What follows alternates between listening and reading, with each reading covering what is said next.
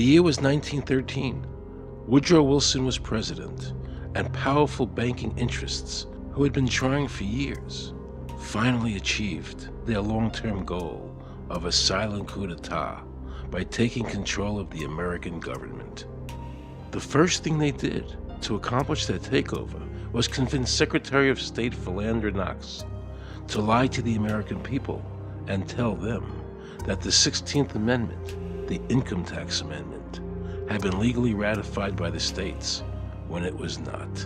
The bankers knew that this tax would ultimately end up in their pockets. Because of this fraud, the American people were led to believe there was now a tax on their labor. Congress and the president are completely aware of this fraud, and it was even cited in a recent court case.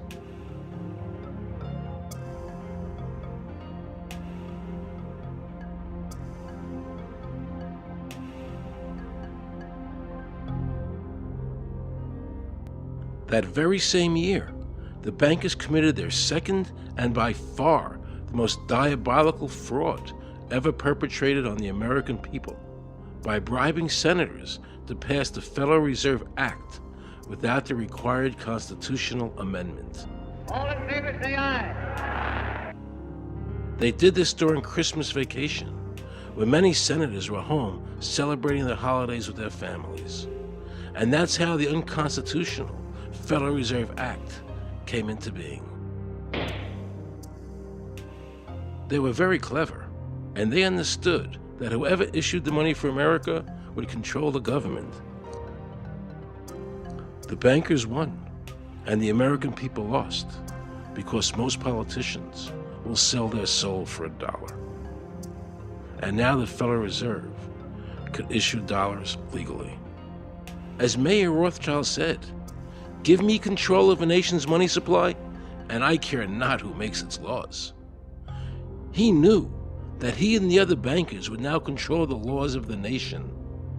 Government gave these bankers one of its most important powers, and now had to borrow money from them and pay interest to finance the government. So the American people were forced to lower their standard of living and pay a graduated income tax to the government, just so the government could give these bankers more profits. President Woodrow Wilson, who signed the Federal Reserve Act into law, later said, in regret, "I am a most unhappy man. I have unwittingly ruined my country. A great industrial nation is now controlled by its system of credit. We are no longer a government by free opinion, no longer a government by conviction and the vote of the majority, but a government by the opinion and duress of a small group of dominant men."